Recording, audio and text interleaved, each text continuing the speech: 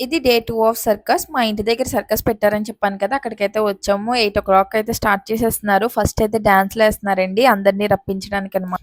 Next అయితే ఇలా సైకిల్‌తో అయితే సర్కస్ చేస్తున్నారు. ఇలా రకరకాలుగా చేశారండి. ఒక్కొక్కటి చూస్తే చాలా భయంకరంగా అనిపించింది. అండ్ ఈ సైకిల్‌కైతే బ్రేక్ కూడా లేదు. కానీ అదే మోషన్‌లో తను అలా తిప్పుతూనే ఉండేవారు. అసలు అంతసేపు ఎలా ఉన్నార్రా బాబు అనిపించింది. ఇలా 1 అవర్‌కి ఎక్కువే జరిగిందండి. తర్వాత అయితే మళ్ళీ ఈ జోకర్ అయితే వచ్చి కొంతసేపు ఎంటర్‌టైన్‌మెంట్ చేశారనమాట. ఇక్కడ ఓన్లీ సర్కస్ ఒకటే కాదు.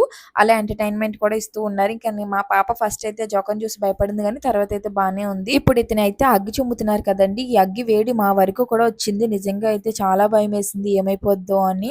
చాలా కష్టమైన పనులైతే చేశారు. ఇక్కడైతే సూదినైతే తీశారు కంటితోటి.